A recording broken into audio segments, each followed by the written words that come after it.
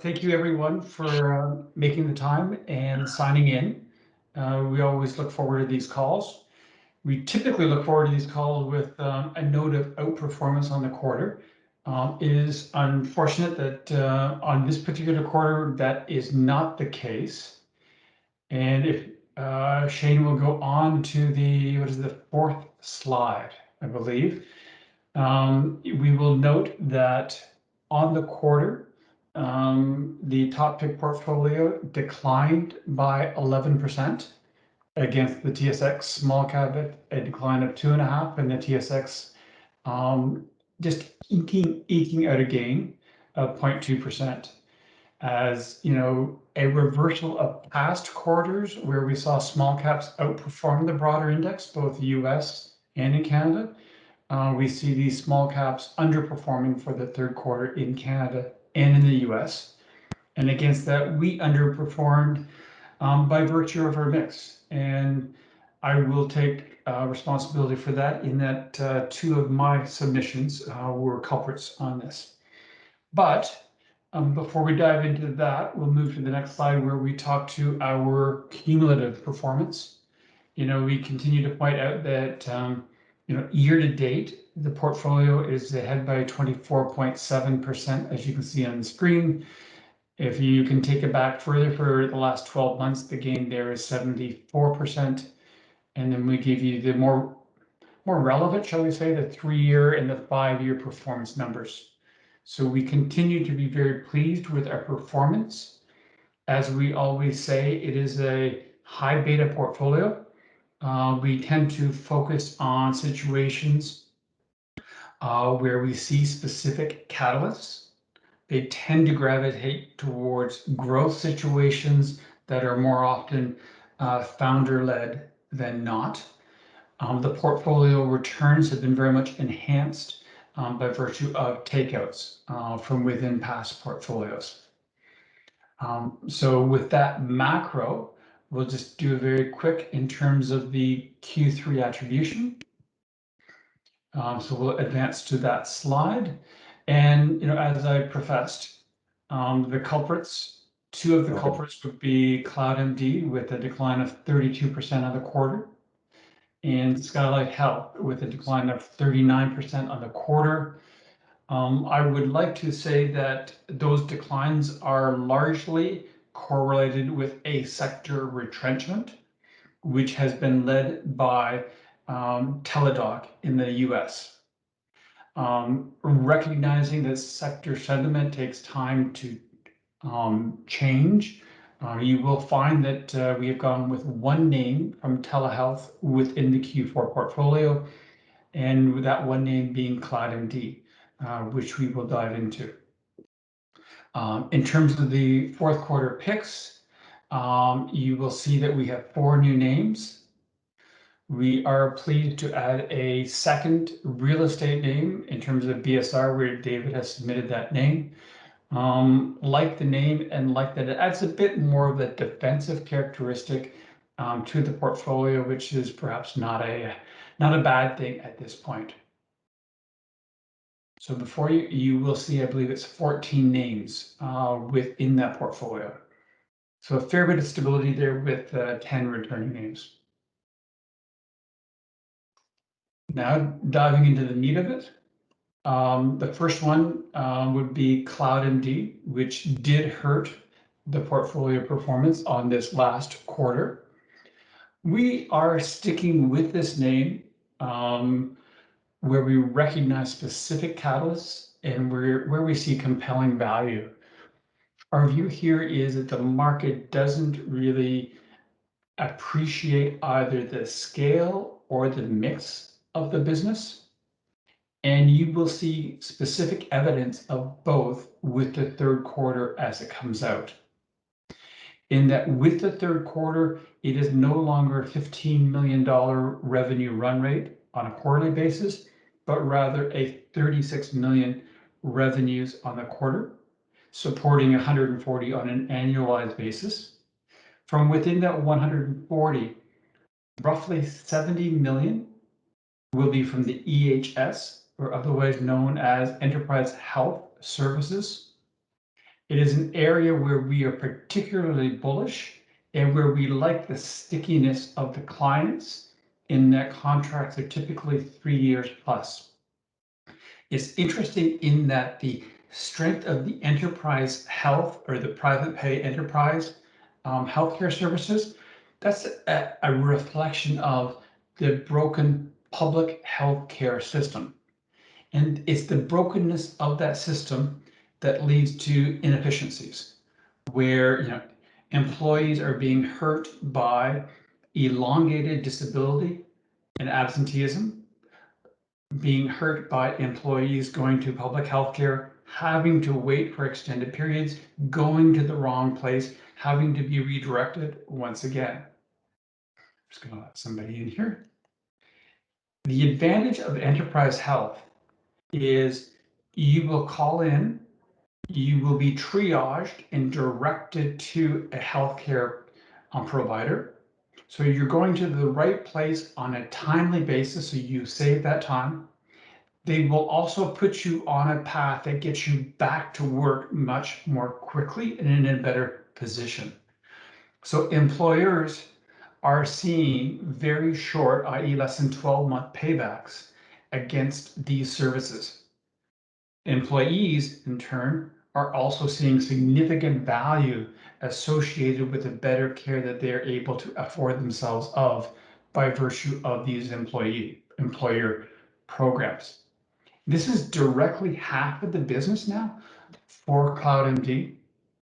And it's interesting in that within the telehealth space, some companies are aggregators, some are integrators, and we would specifically call CloudMD an integrator in that they decided what assets do we need to compete as an EHS provider, and they acquired them in non-competitive transactions. And it's because of that nature that they were able to cross-sell even before deals closed. Witness to that, 156 contract wins since March within the EHS. Witness that, a pilot program where they cover 11,000 employees. This is a paid pilot, excuse me.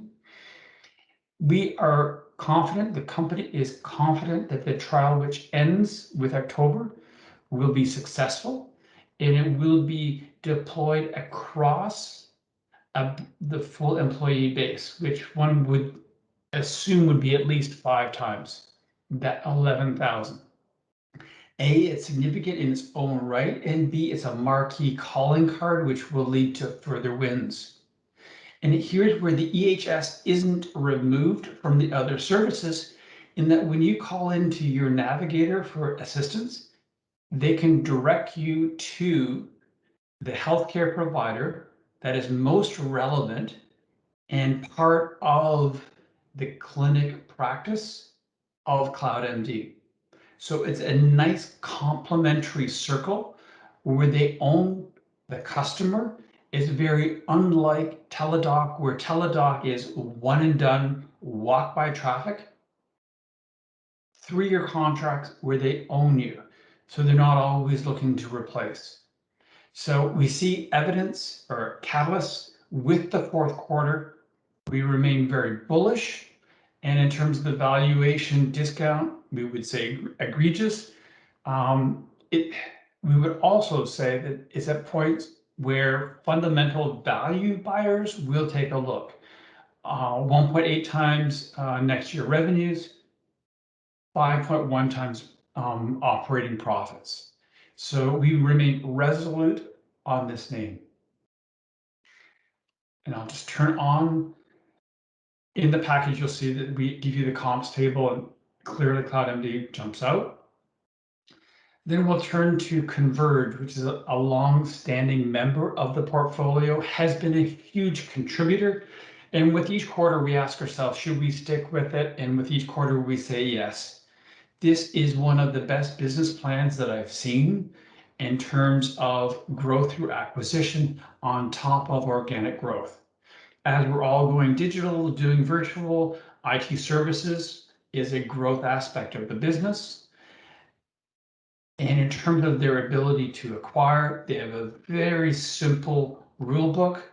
Acquire it 3 times EV, enterprise value to EBITDA, or at a valuation for the acquired target of 5 times the underlying gross cash flows.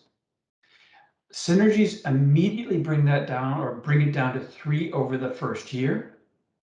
And the beauty of this business is when they acquire someone, they're forced to pay on 40-day terms. But Converge, given the scale, they pay on 85-day terms.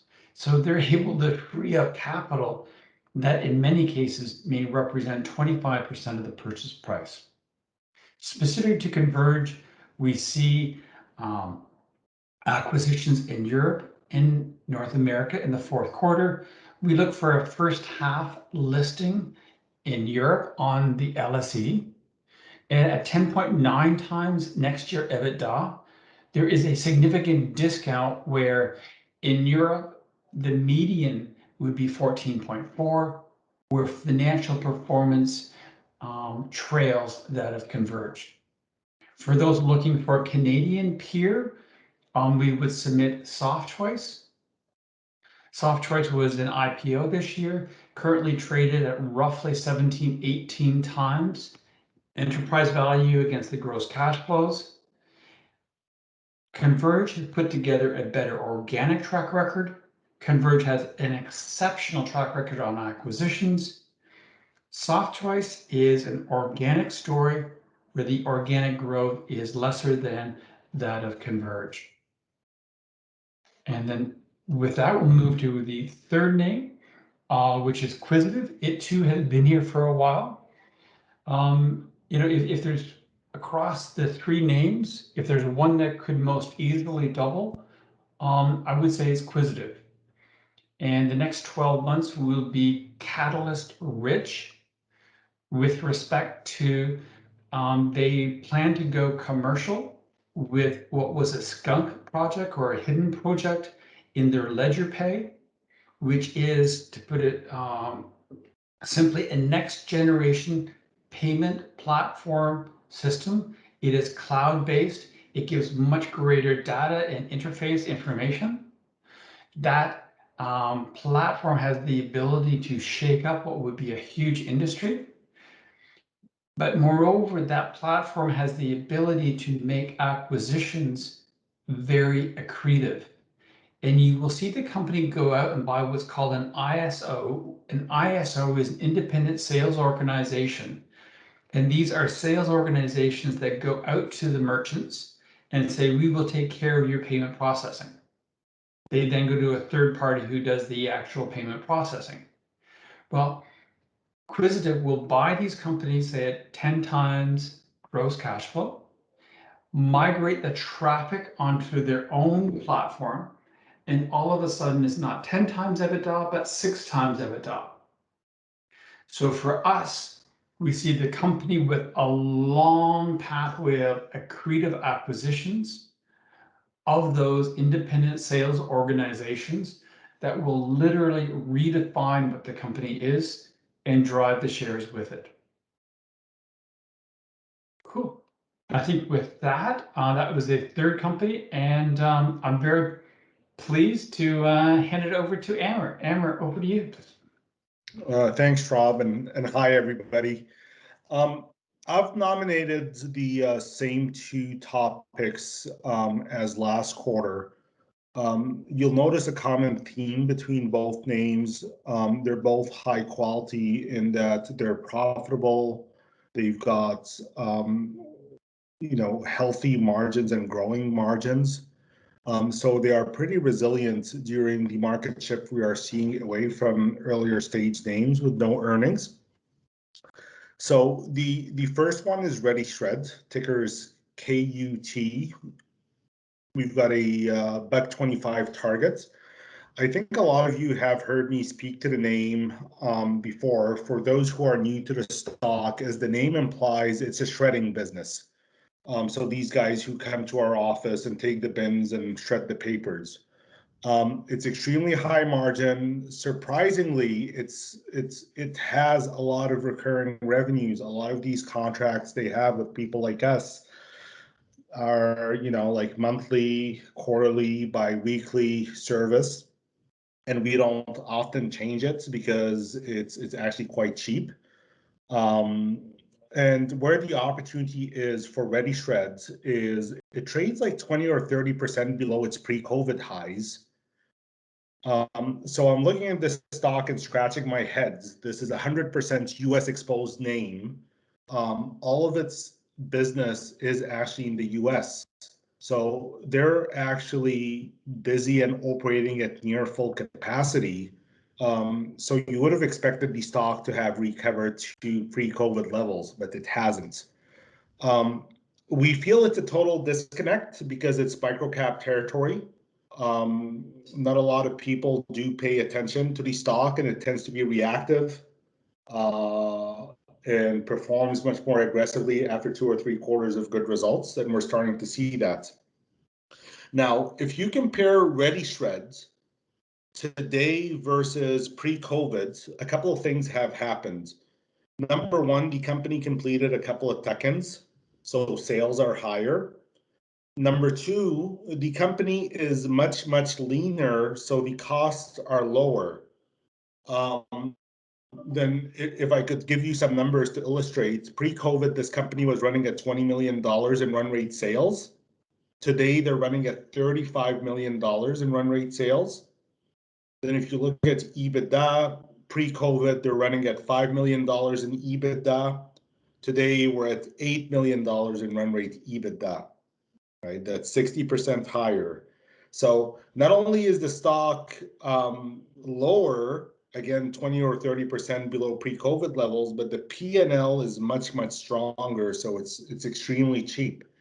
In terms of multiples, it trades at 7x EBITDA. Then the larger peers are trading at 15x, so double the valuation. Then if you want to compare the operational performance, the margins are sort of the same. Then in terms of growth profile, the larger peers are growing at 3 or 4% CAGR, whereas Ready Shred's growing at 15% CAGR. Extremely attractive stock, very high quality, good earnings. I think it's a no-brainer here. Not widely covered, not a lot of people know it. I'll move on to the second name. The second name being Calian. Ticker is CGY. We've got an $85 target. Again, same sort of theme. It's a much larger name in that it's 700 million market cap, but it's cheap. It's quality. It's got very good earnings. We're bullish mainly because of two things. Number one, the stock's sort of down like 15% from its highs, despite reporting a couple of very solid quarters. In fact, they were record quarters. Why the stock is down, the street thinks that these are one-off results. A lot of what they do or what's been happening, what's been helping the quarters is they're doing a lot of COVID testing, screening, vaccination. We don't think these are one-off results in that operationally the other segments are performing extremely well. In fact, we expect the balance of the year to be very solid as well. We're currently sitting 4% higher than street estimates, and we expect them to outperform our estimates. The second point as to why we're very bullish is M&A. If you look at this company's acquisitions this year so far, we think they could take their EBITDA per share 20% higher. And I feel investors are totally missing this because this is a company that acquires very small, or they make very small tuck-ins that add 2 or 3% to sales and earnings. In fact, they announced one this morning. Obviously, it's not very substantial when a company likes adding 1 or 2% or 3% to their sales on a standalone basis. But when they execute on 5 or 6 of these in a year, it fuels a lot of the growth we're seeing. I won't walk you through what they do. It's a pretty diverse company, which provides for great stability. So they're not really betting the farm on just like one sector. They've got like IT services, they've got a staffing business, they've got what they call an advanced tech segment, they've got a learning segment. In terms of valuation, they trade at 11 or 12 times EBITDA, depending on the earnings you want to use, whether you believe our earnings. Peers are anywhere between 15 to 20 times. And again, this is a case where we've got a company like Calian growing in the teens, where peers are mid-single digits. Again, very stable. We think it's a home run. We like it here. With that, I'll pass it on to Andrew, I believe. Thank you so much, Amber. Appreciate that. Good morning, and good morning to everyone on the call, and thank you for the time. I'll be walking through the cannabis top picks. We have 3 of them this quarter. All 3 of them are returning names, so we're sticking with our calls. Before we get into the individual picks, I do just want to comment on the Q3 performance. Our cannabis stocks in Q3 were down an average of 16%. So obviously, not pleased with that. We are obviously hoping for positive returns in each of our quarters, driven by positive catalysts. However, we still substantially outperformed sector benchmarks. So when comping to sector benchmarks within the quarter, I think we delivered substantial outperformance. So our average 16% decline for the quarter compares to an average of 21% decline for our US Cannabis Tracking Group, and a 21% decline for the New Cannabis Ventures Global Cannabis Stock Index, and a 25% decline for the HMMJ ETF, one of the more followed ETFs in the cannabis industry.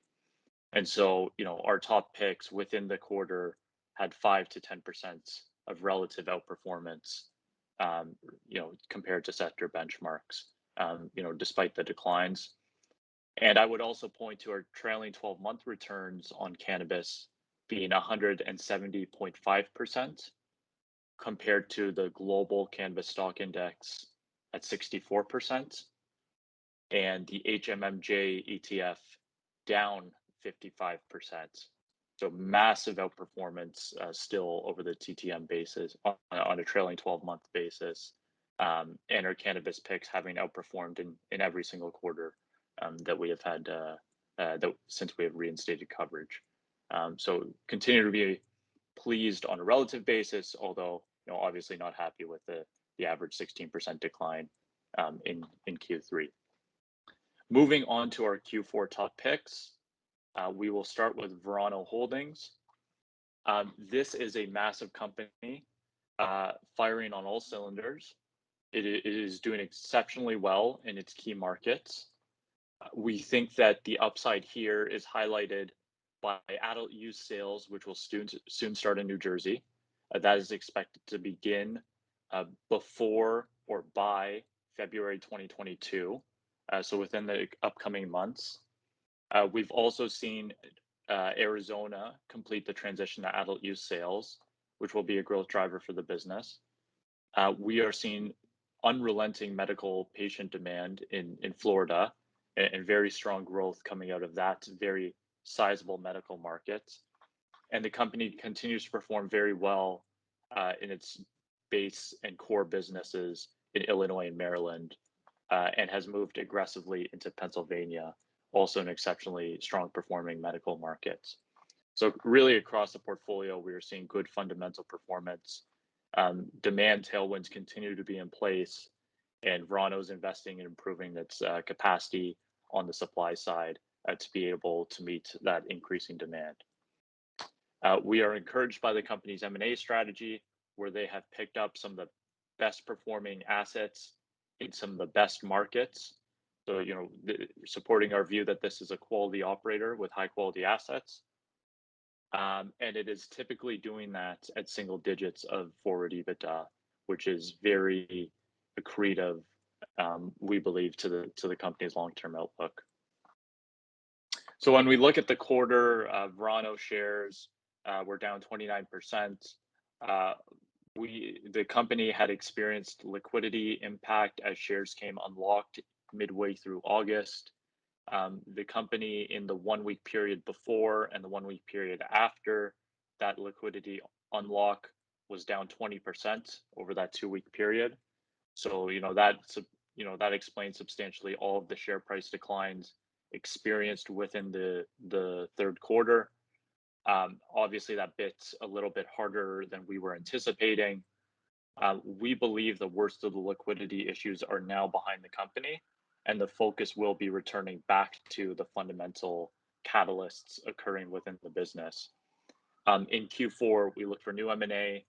We look for Q3 results to be reported in November to be stronger than the peer group. And we are looking forward to the approaching adult use markets in New Jersey. On a valuation basis, Verano trades at 6.1 times our 2022 EBITDA estimates, earnings before interest, taxes, and depreciation. That compares to 10 times for the broader US cannabis large cap peer group. And when we narrow down to other companies of high quality and sizable asset portfolios, such as Cureleaf, Green Thumb Industries, and Cresco Labs, those three companies trade at 13 times. So Verano, more than 50% discounted relative to its closer peers, despite its very high quality business and asset portfolio. We don't think that will persist, and the liquidity issues that occurred in Q3 should be short-term in nature. So we would be accumulating shares here. Next slide. Next up, I'd like to speak to Columbia Care. The company is returning as a Q3 top pick, now the third quarter in our top picks portfolio. The company has had a very strong 9-month period fundamentally. The 9 months between Q4, Q1, and Q2, in each of those quarters, it has organically grown faster than its peers, plus experienced benefits from M&A. We are seeing strong operational results from this company as it's opening stores, as it has expanded its wholesale capabilities, and as it has successfully integrated the recent M&A it has done. On the fundamental catalyst side, the company is also one of the few beneficiaries of Virginia and New York legalizing adult use cannabis. That is expected in the coming years. Those programs are also expanding their medical cannabis programs, which will begin to impact the company's Q4 results. So even within the quarter, we expect to see catalysts from those markets, Virginia and New York, within the fourth quarter. The company is also experiencing a benefit from transitioning to adult use sales in Arizona. And again, we expect that to occur in New Jersey, another state where this company is active, by February 2022. So we look for increased interest in companies with a New Jersey presence. And finally, I would just like to call out on the catalyst side, the Q3 results from this business should be very strong. We expect a doubling of EBITDA quarter over quarter, driven both by organic growth as well as recently completed acquisitions. And we think this will alleviate some of the concerns investors have expressed in the past, which is on the business lower than average margin profile. We think you'll see a substantial uptick in that in the third quarter. On a valuation basis, the company trades at 7.9 times our 2022 EBITDA estimates. Again, this is discounted to the peer group at 10 times, and our target price of $14 per share implies upside of 184%. Next slide. Happy to talk now to Ayr Wellness. Longtime top pick is returning, I believe, for the 7th consecutive quarter. It has been a serial outperformer. and was based within our tracking group of US large cap cannabis names, was the best performing US large cap cannabis stock in the third quarter. We continue to see the business narrowing its discount to peers, although that discount persists and we don't see any reasons for it any longer. So we continue to expect that that valuation discount to narrow over the coming quarters. Ayr shares were down 5%, which was meaningfully better than the 21% average decline for both the global cannabis stock index and its comp group of large cap US cannabis peers. In terms of the catalysts we're expecting for the quarter, we think Q3 results will be very strong. It will have one of the strongest organic growth profiles within the quarter, as it is moving aggressively in Pennsylvania, Florida, and New Jersey to expand revenues in those key markets. Again, it is another beneficiary of New Jersey transitioning to adult use sales. So that, again, is a reason we think that there will be increased investor interest in the stock within the fourth quarter. And then finally, we think the business is well positioned for M&A. M&A has been a huge part of Ayr's growth strategy and its reason for outperformance over the last 12 months.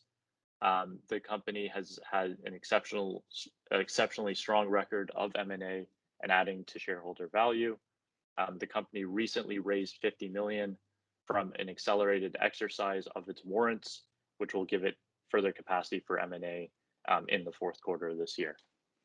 Ayr trades at 7.6 times their 2022 EBITDA estimates, again, substantially discounted to the peer group, and our target price of $75 per share Canadian would imply 124% upside to the company based on the current share price.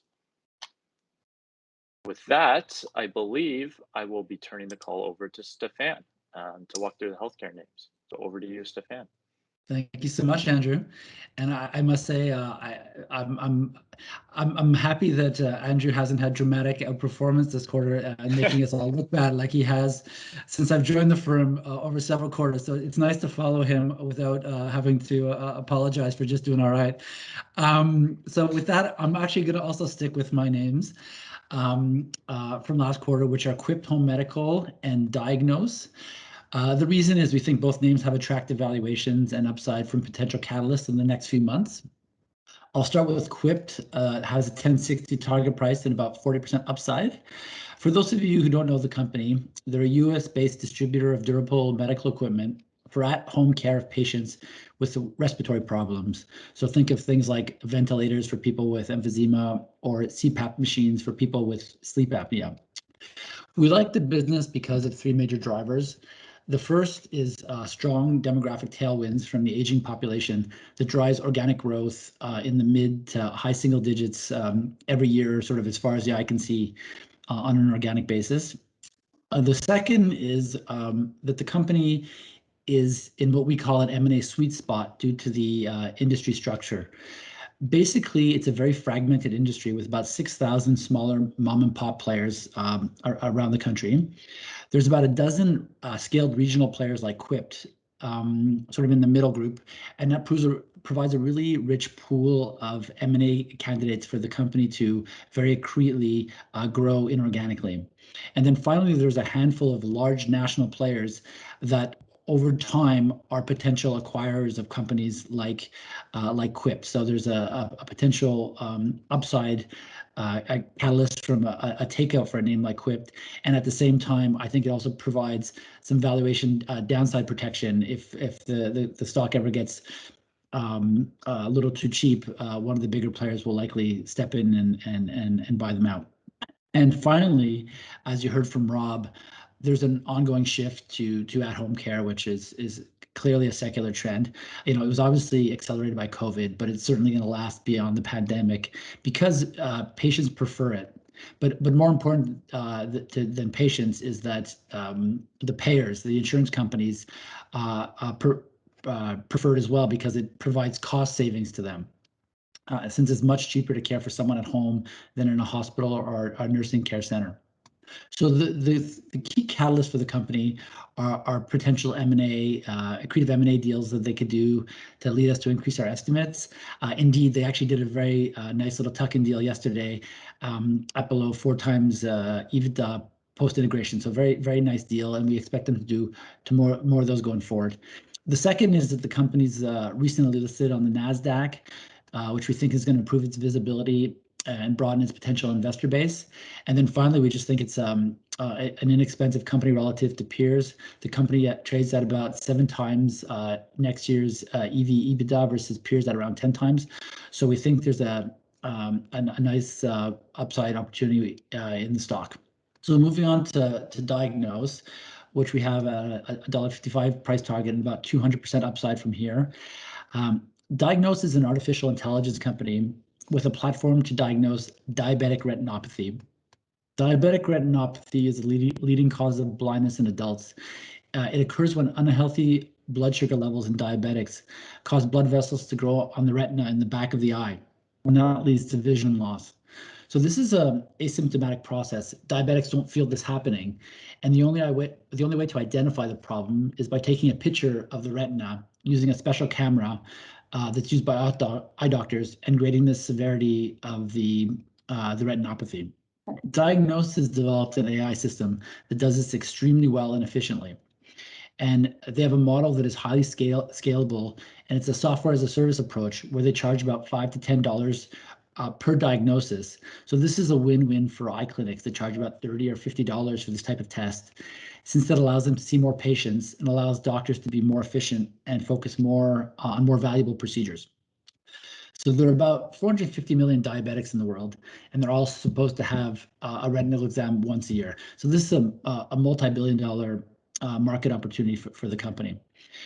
So the company has a number of partners using and piloting their technology. Was hit pretty badly by COVID, which kept a lot of eye clinics and optical retailers closed. So obviously with vaccinations happening, these partners starting to open up again, and those pilots and the early customers are getting restarted. So the company's starting to see a bit of movement on the revenue front. But at the same time, the company's been very active on business development and is working on winning some very meaningful contracts. And we think these are the biggest catalysts for the company in the coming quarter and beyond. Indeed, they signed a big deal with Canada's largest optical retailer, New Look, which has about 400 stores. And they're, as we speak, in the process of installing their platform in those stores. And we think that is going to drive revenues sort of starting next year. And get people more interested in the company from that perspective. But an even bigger opportunity is with Slr Exotica. For those of you who don't know the company, it's by far the largest player in the eye care space. They're based in Europe. It's over $25 billion company, and they have over 15,000 retail locations. So this is, orders of magnitude larger than the next biggest player. And about a month ago, Diagnose announced that they signed a memorandum of understanding with Slr in the hopes of partnering with them with the possibility, and our hope is that they're going to sign a deal by the end of this year, which will be a huge game changer for the company, because it would, really make them a partner with by far the largest player in the industry, and would be a massive value driver for the company going forward. So with that, I will hand off to my colleague David Crystal, who will tell you about his picks in the real estate sector. Take it away, David. Thanks, Stefan. So after a good run up from the REIT space in the first half of the year, Q3 was much flatter, and the current landscape sees public REIT valuations trading closer to their private market values, or net asset value, NAV per unit. With inflation picking up and interest rates following, we favor names that have strong organic growth profiles, and like Rob alluded to at the start of the call, more limited downside risk. So with that as our backdrop, we're returning Killam Apartment REIT as a Q4 top pick. This follows a modest outperformance in the third quarter. And you can pull the slide up, please. More broadly, we're bullish on the multifamily space as rental fundamentals are strong across the board, This isn't just a Canadian phenomenon, this is a global phenomenon. We've seen what's happened with the housing market and home prices, frankly, globally, but definitely locally as well. And demand for the underlying apartment assets is exceptionally robust. You've got private players, institutional players, and the public market players that are all chasing the same bunch of assets and driving prices higher. Also, the asset class is defensive in nature. As we saw throughout the COVID pandemic, collections were near 99% across the space. Occupancy held relatively steady. Mortgage and rent is really the last thing you stop paying in a pinch.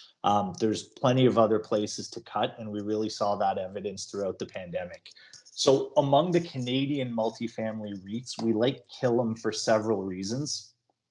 Its organic revenue growth profile is outsized relative to the Canadian peer group, as fundamentals in its East Coast markets are among the strongest nationally and also stronger than they've ever been historically in those markets.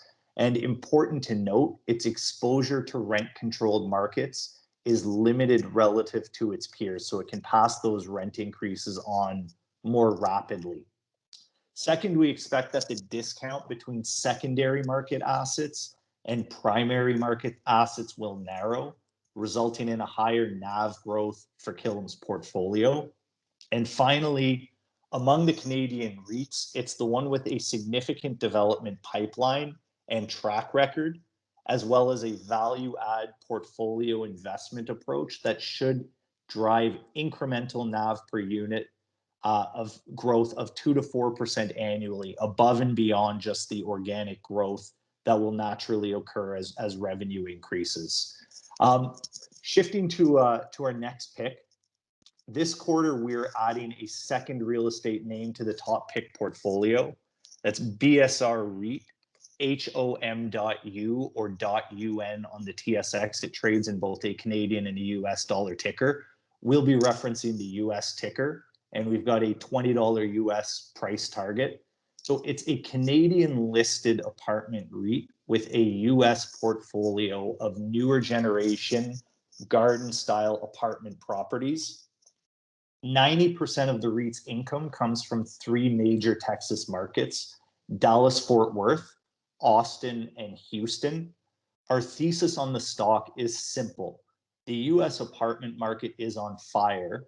In particular, the US Sunbelt is leading the way with outsized rent growth and increases in apartment values. Over the past decade, population growth in Texas was more than twice that of the US national average.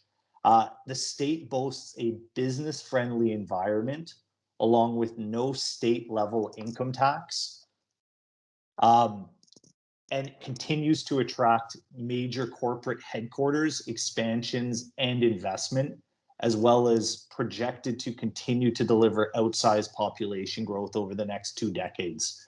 The pace of rent growth in the REIT's core markets is blistering and should drive outsized earnings and NAV growth over the coming 12 to 18 months. Market rents in its core markets are up 17% year to date and significantly above the pre-COVID trend line. And again, a really important factor, there is no rent control in the REIT's markets. This means the full increase in market rent can be passed on to tenants on expiry of a lease, which is anywhere from 3 to 12 months typically. So despite the best organic growth profile among the peer group, BSR still trades at a discount to our NAV estimate, a discount to the Canadian peer group and the US peer group across all relevant metrics.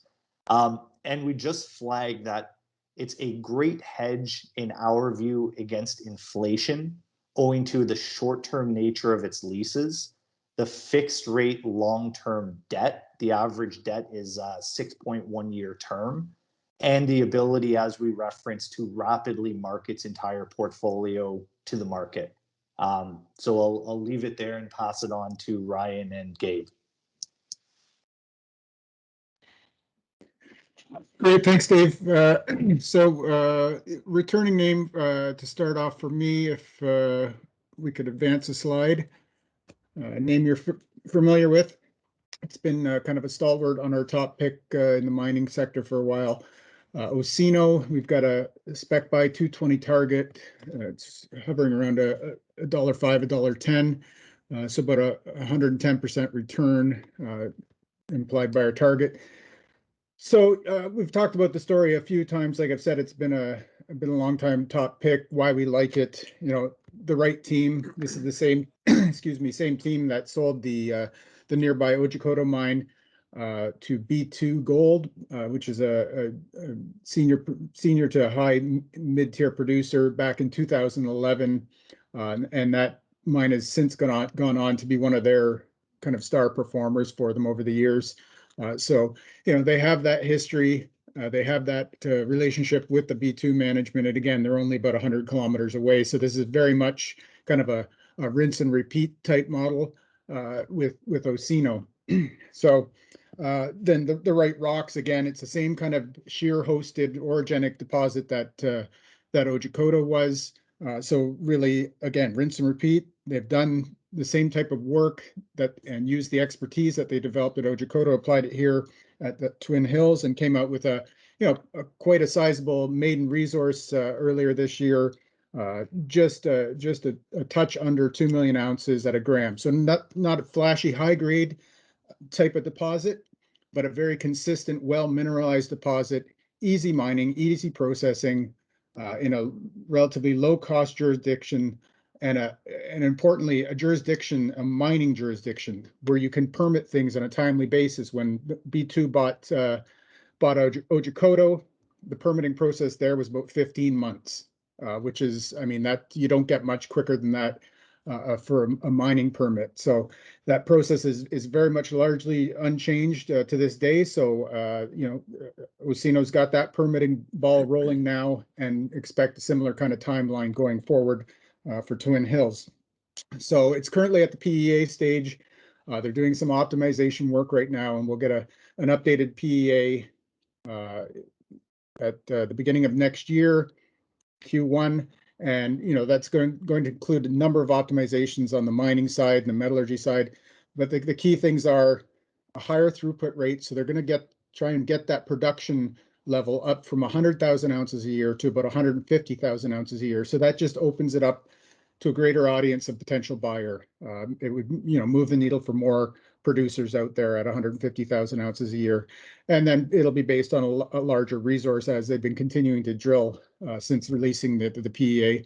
And in terms of drilling, it's still ongoing right now. And as is endemic across the sector right now, labs are massively backed up.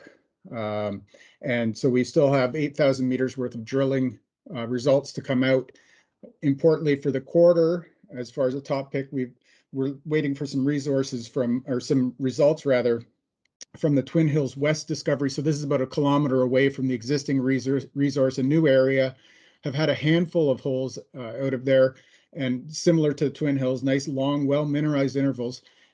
The difference being it's a little bit more of a geologically complex area, which is, makes it harder to wrap your head around, but it also means that the rocks are more prepared over there. So potentially, maybe some higher grades to be encountered there, a better trap. So we'll see and those results should be out, within the next week or two, and then in several batches over the coming weeks. So that's really the Q4 catalyst. And really, it's a top pick because this, in our minds, this is one of the new development projects in the pipeline that is sorely depleted. There are precious few out there. The mid-tiers and majors have really, over the last decade, have neglected especially grassroots exploration, and there's not a lot of really decent development projects out there. This is one in a good jurisdiction where you can advance it quickly and relatively cheaply. So that's really it in a nutshell for Osino. And then we'll move on to a new introduction here on the copper side, Pan Global Resources.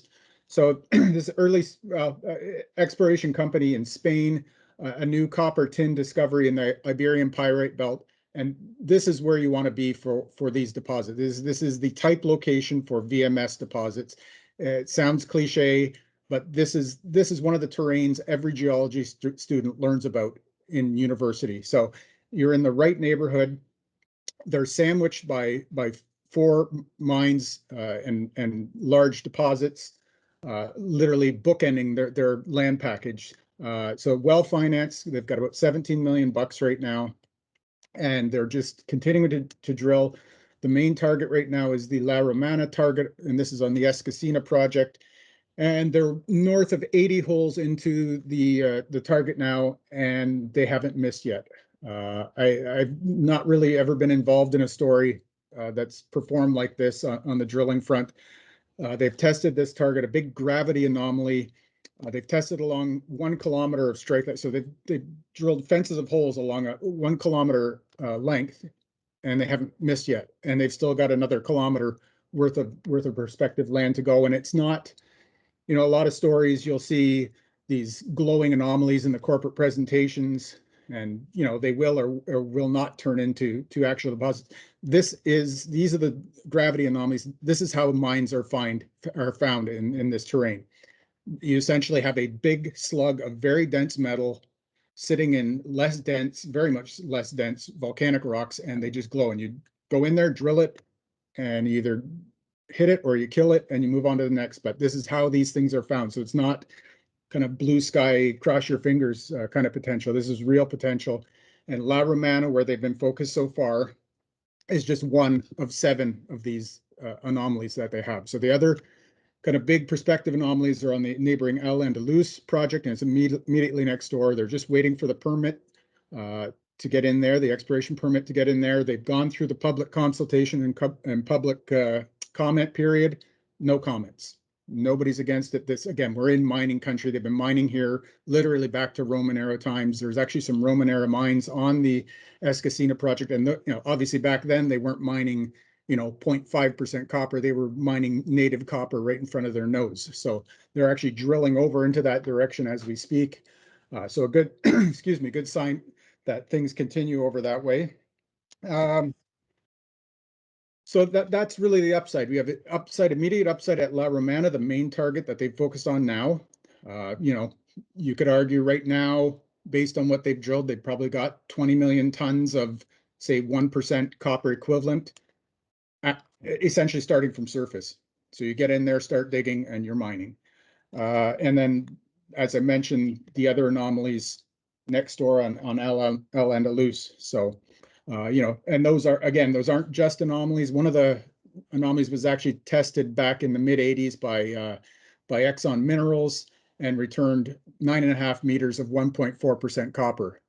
And it was never followed up on because of the market at the time, and then Boliden, who had a tailing spill in the region. Everything kind of just crashed to a standstill after that. So that's the opportunity there. None of these other targets have been drilled, so a lot of upside. At a market cap of less than 100 million, I think it's just still very much under the radar. Once they get that El Andalus permit, and hopefully that's within about a month's time, I think, the handcuffs come off, get in there, drill some holes. They'll obviously target that one historic hole. And I think, from there, we're off to the races. So, why we like it, the right guys, these guys are industry veterans, the right rocks. Again, you're in the Iberian Pyrite Belt, the place you want to be for VMS deposits. And this is shallow. This starts at surface. All the other mines and deposits in the neighborhood, in the immediate neighborhood and regionally, start several hundred meters underground.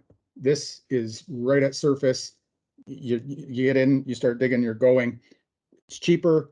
You're not bringing in power lines from 150 kilometers away. You have mines next door. So well set up. Just got to demonstrate some tons, which they're doing. And if La Romana is the only one that turns out, well, it's still a satellite deposit for one of the neighboring mines. It gets taken out, or those other 6 anomalies yet to be tested. 2, 3, 4 of those hit. You've got yourself a world-class deposit at north of 100 million tons. So that's Pan Global in a nutshell, and I'll pass it on to Gabriel for Go Gold. Thanks very much, Ryan. So for the quarter, I've nominated Go Gold, ticker is GGD on the TSX. I have a spec buy rating and a $3.80 target price. First of all, I want to point out I still think there's good things to come from my prior pick, Silver Tiger Metals. But I'm going for something a bit more defensive this quarter, given tapering concerns permeating the markets today. With GoGold, you have the upcoming Los Ricos North resource estimate, among the largest primary silver projects around today, crystallizing value in the story. You have 5 to 6 million in free cash flow per quarter from the Parral operation, and that reduces financing risk from exploration expenses. And that's in contrast to most Explorer developers who are dependent on external financing. So, that internal cash flow that you have with GoGold is I think, a definite plus, again, on the defensive side.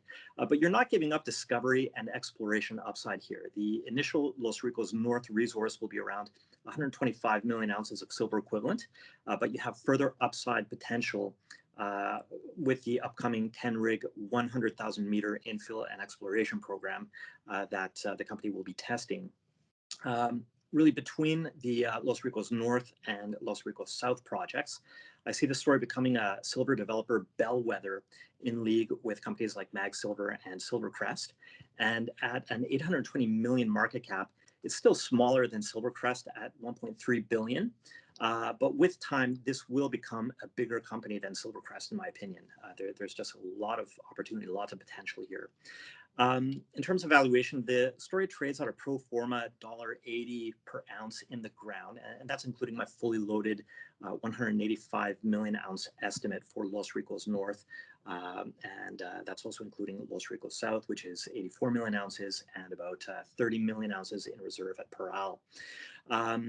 So that's compared to Mag Silver and Silvercrest, which today trade at over $6 per ounce. So I see lots of long-term upside potential here.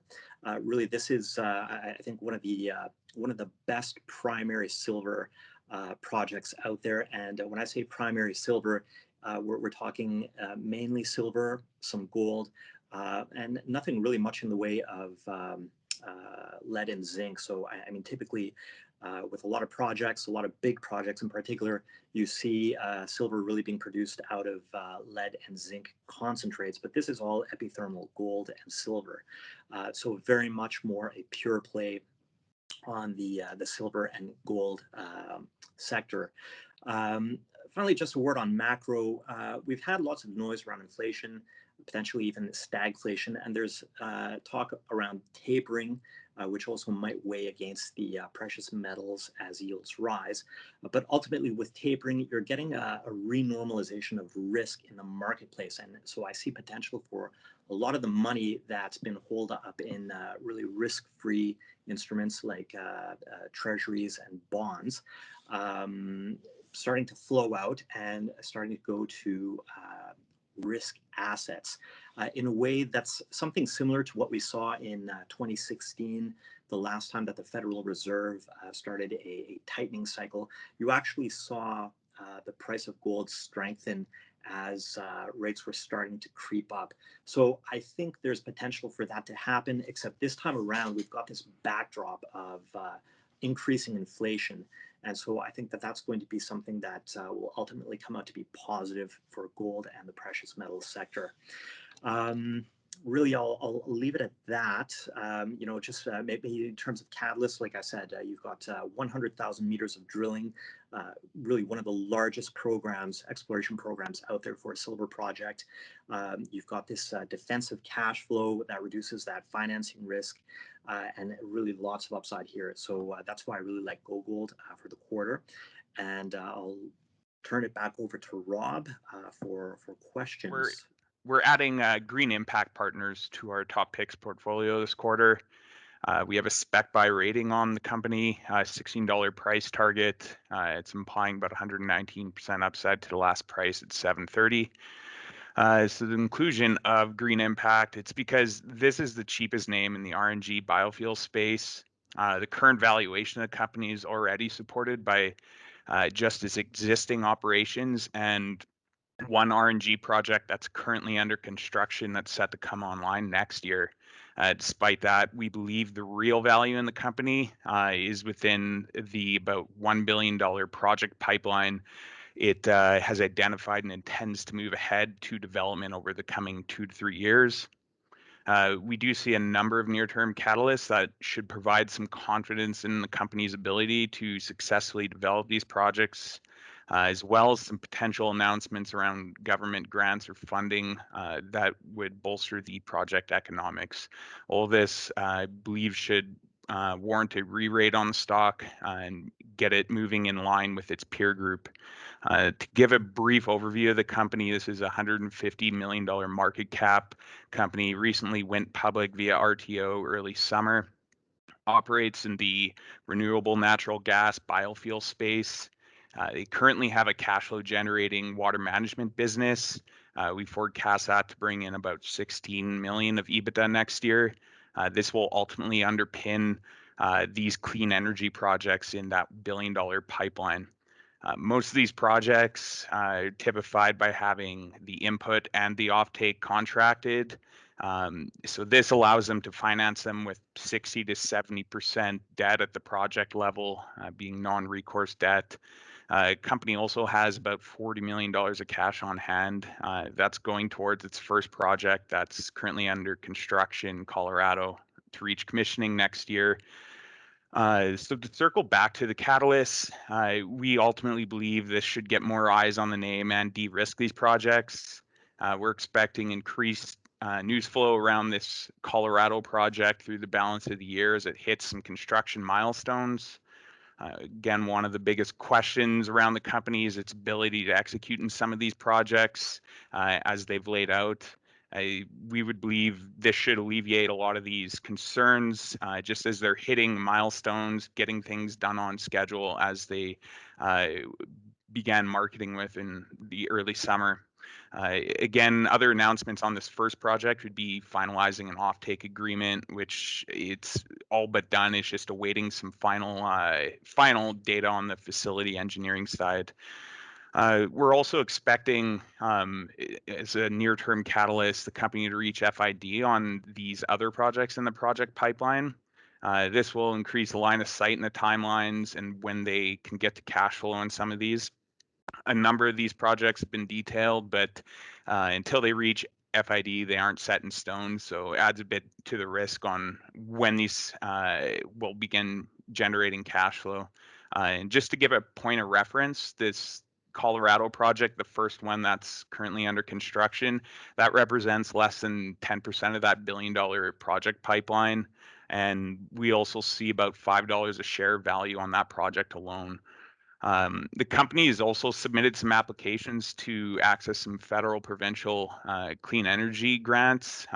With the federal election now behind us, we'd be expecting to see some details and announcements around that potentially before year end.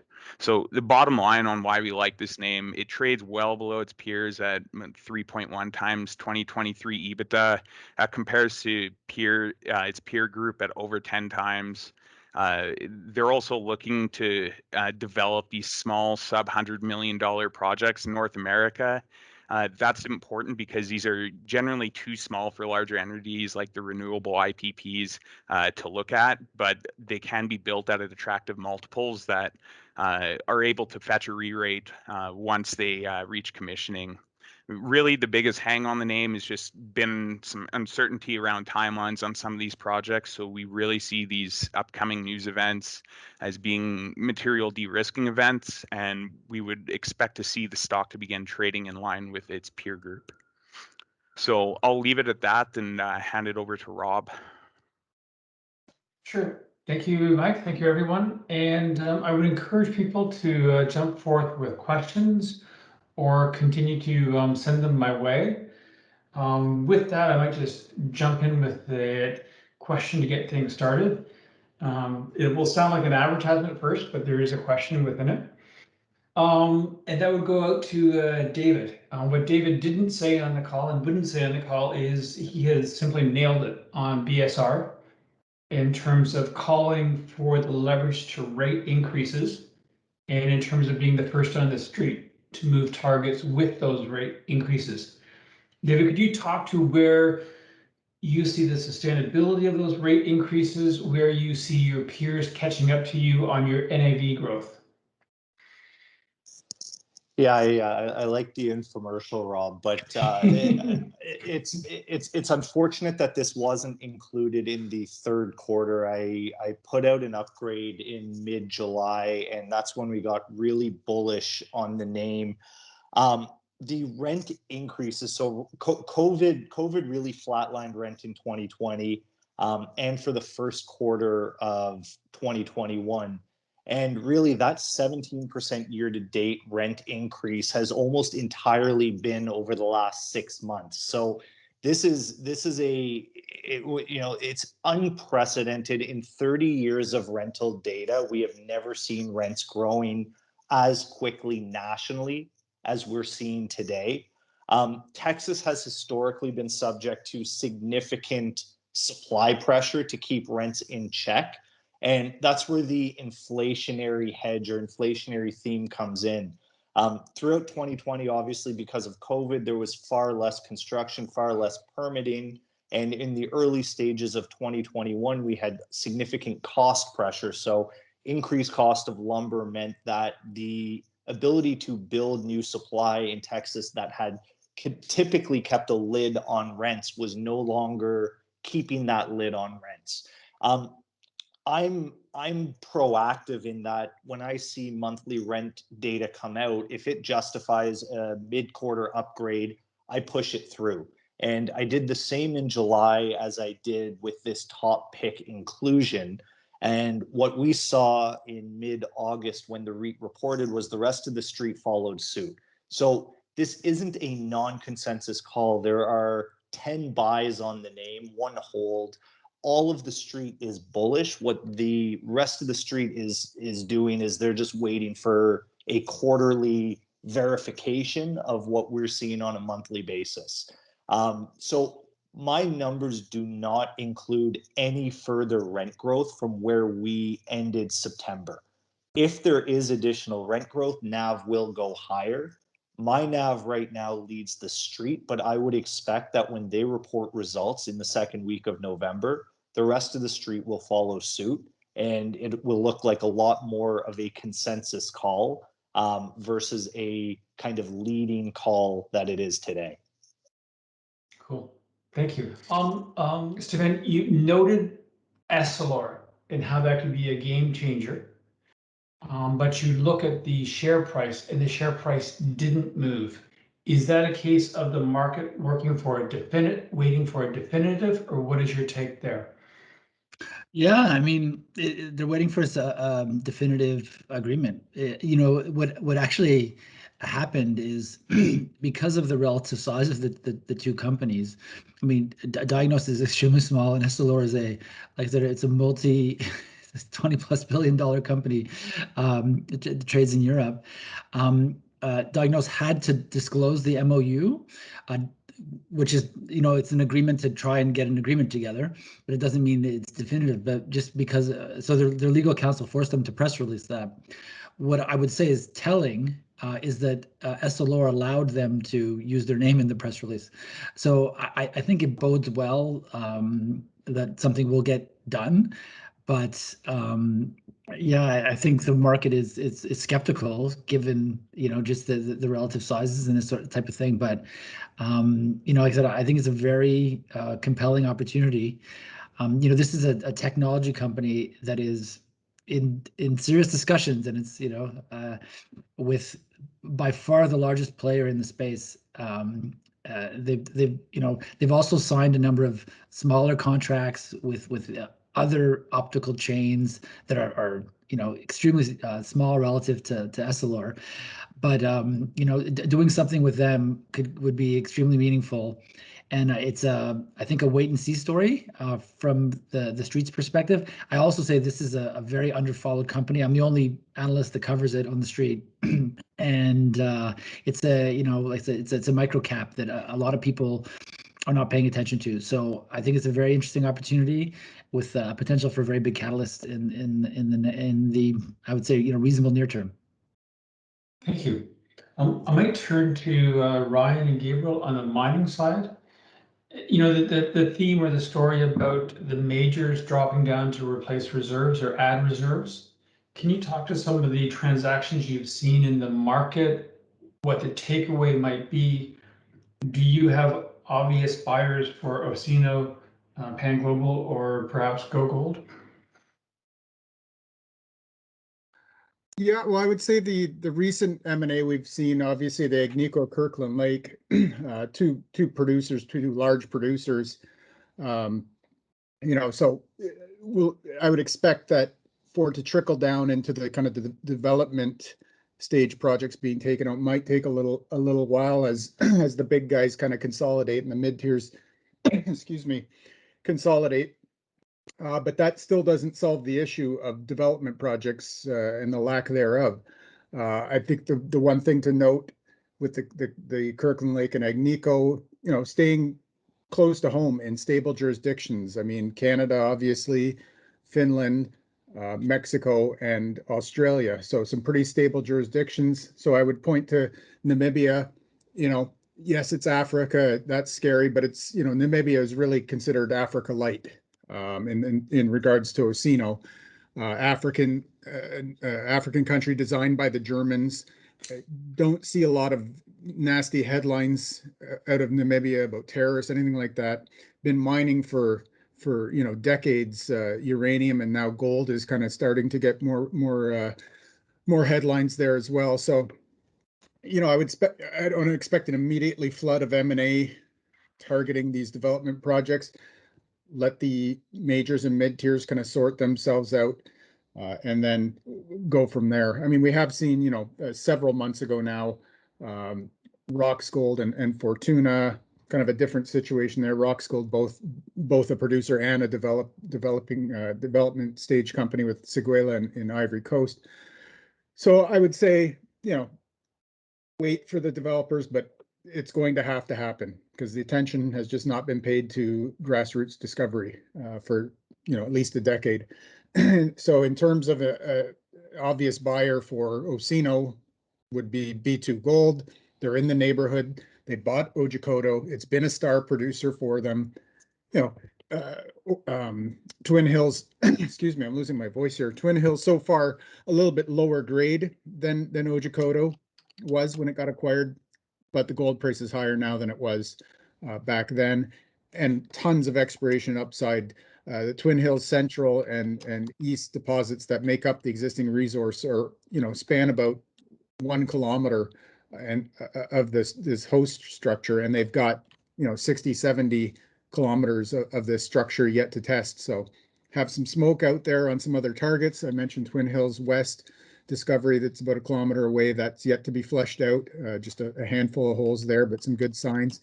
And then, you know, broader scale, they've got almost 7,000 square kilometers of land there. Not every single square inch of that's going to be super prospective, but the potential is still there. So, you know, B2 would be the obvious buyer. Then to the south, you have the Navichab mine, which is owned by private equity.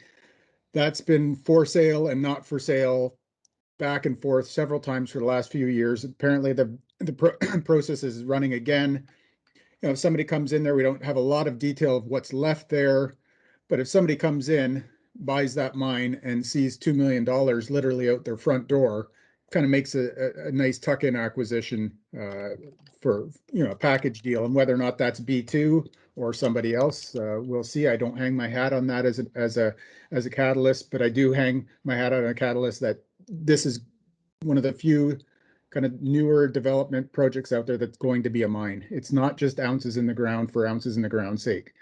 And then as far as Pan Global, you know, any of the guys in the neighborhood, obvious buyers. I mean, there are mines literally right across the fence line. So, you know, like I said, if the La Romana target is that's it, 40 million tons. Well, that makes a nice satellite feed for an existing mine. It's right at surface. It's got it's called supergene enrichment at the surface, which is even higher grade stuff that you start with. You just basically drive your backhoe up to it and start digging, and it's, you know, magnitude of order higher grade than the rest of the deposit. Not a lot of it, but it's there and it's a nice start. So, and if it turns into 100 million tons, those same guys are the by Group of Mexico is there.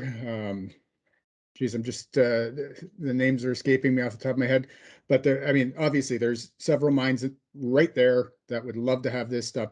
We've seen M&A in the neighborhood just in the last couple of weeks with Aussie miner Sandfire coming in and buying the Augustinitas mine, which is about 60 kilometers to the northwest of Pan Global. That's a producing mine. Price tag was about $1.9 billion, but obviously, you know, at that price tag, some serious money coming into the neighborhood.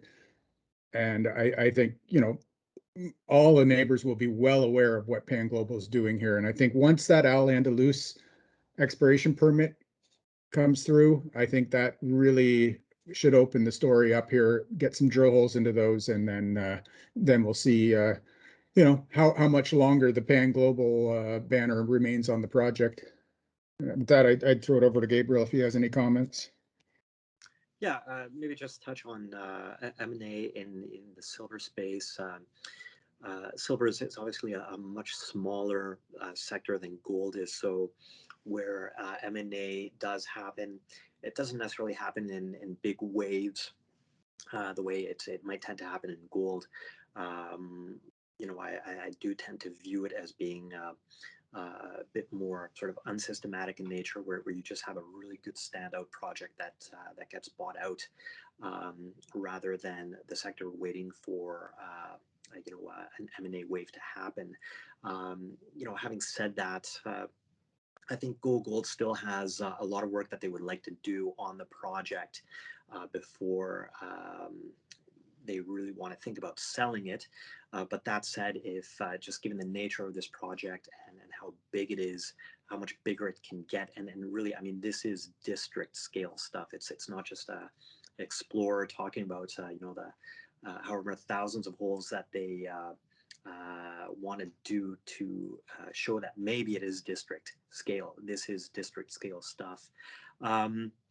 And so, you know, just in terms of management's approach, you know, this is a management group that has done M&A in the past.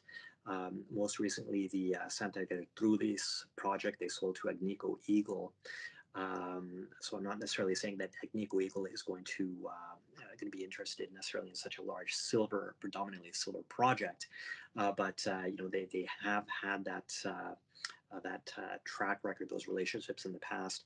Certainly a company like Pan American, SSR Mining, you know, even Fortuna Silver, which is a company that is right now digesting the Roxgold acquisition, but you know, it's a silver company that suddenly pivoted to gold.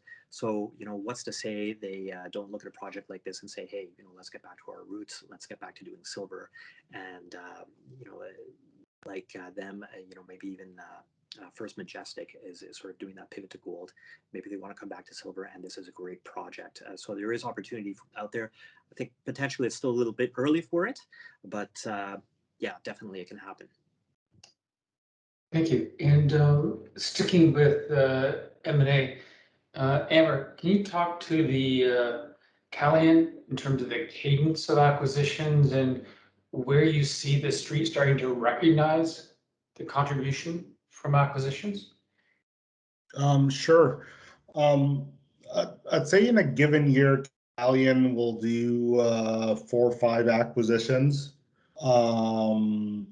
All extremely small, just to give you the lay of the land. The largest one they've done was a $50 million acquisition. Then they do as small as like 5 million. And recall, this is a 700 million market cap company. You won't see them do like anything much larger than that. The street tends to be very reactive, and therein lies the opportunity. The street sort of recognizes the acquisitions and, you know, like does the number adjustments, be it sell side or buy side. Unfortunately, post the company reporting, by way of example, the company that the tuck-in they've announced today, there isn't much in the press release other than the purchase price, the upfront payment, and what the earnout is. No mention of sales and EBITDA. I've had an update with the company, and I've got these numbers, but unfortunately, not everybody will do that. So That's where I feel there's a real opportunity, and that they'll make a bunch of acquisitions. Nobody really knows how much they're adding to sales and EBITDA. Then come, like a couple of quarters later, when it's flows through the P&L, people realize, oh, wow, like run rate sales and earnings are higher by 10 or 15%. Thank you. And sticking on the M&A, Andrew, you identified M&A as catalysts. Do you see this as public to public or public to private? Thanks, Rob, for the question. I think the majority of M&A we'll see in the sector will still be public to private. There is a very large valuation gap between the public companies and the private companies. Obviously, that has narrowed somewhat with the public companies being off, 20 to 30% for the most part over the last couple of months. However, that gap still persists.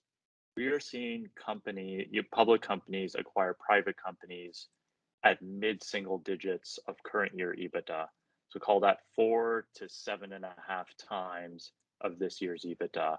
Whereas, the public companies still trade in the double digits of this year's EBITDA and, on average 10 times next year's EBITDA. So there is that valuation arb that we feel offers an opportunity for accretive acquisitions.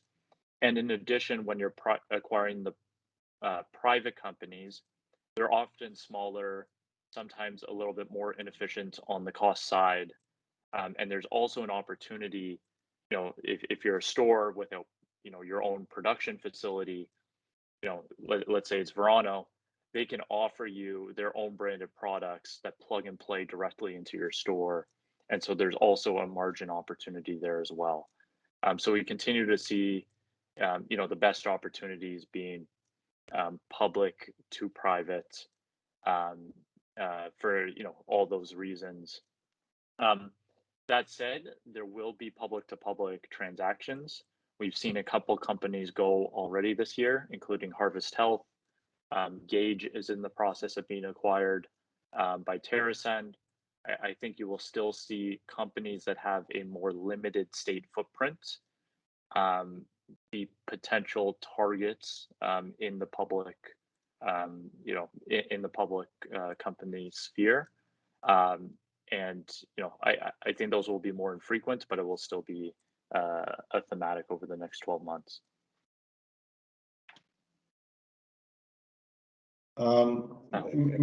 Maybe I'll jump in with a question for Mike, and that's a question from me actually. A lot of the issue, I guess, like I see with like the green or clean energy space is a lot of these companies don't have any cash flow or earnings for a while. It's like very early stage. You mentioned like for Green Impact that they've actually got like another side of the business, like the water side. So can you like speak to that and what it does for the sustainability of the company? Yeah, that's a really good point, and that's a bit of a differentiator for Green Impact versus others. You're not waiting out a couple years before you're seeing revenues, never mind EBITDA or cash flow. They have this business, so a lot of water recycling management in Alberta. It's pretty steady state. They're not expecting that to grow much, but the way I'm looking at it is it underpins this. You're not waiting out. They still have some cash flow. Plus, they have $40 million of cash on the balance sheet that will be able to get these other projects over the finish line. So it has enough history behind this. It was spun out of Wolverine Energy Services. They've done some upgrades to these. So going into next year, I've already talked to them and demand looks strong here already at the end of summer, early fall. So you're seeing this spitting out EBITDA of 12 to 18 million a year. I've forecasted that out pretty well flat over the next few years. I'm not expecting them to throw more money towards that because the upside is within these clean energy biofuels projects. And just like one final follow-up, Like, what is the value of that business alone, like the water business? Yeah, so I've looked at that because I'm not trying to value the EBITDA that's coming out of that business line in the same way you'd value the RNG, because it does warrant a lower multiple. But even looking, so how I got to my target price, I've separated that out from the RNG and biofuel facilities. So even looking at that's where that comment I made about the stock being supported by the existing operations in this one project. I've put a 7 times EBITDA multiple in 2022 estimates.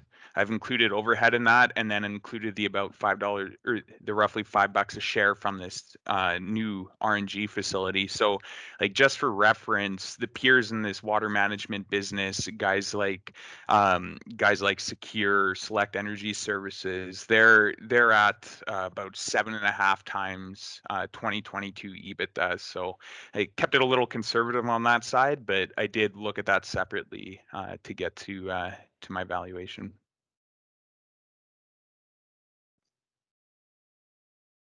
Cool. Well, thank you, everyone. And I think with that, recognizing the time is 1:30, we'll just hand it back to Kevin. Kevin, if you want to conclude, but on behalf of the research team, we thank you. We are available for any questions by way of follow-up. So thank you and all the best.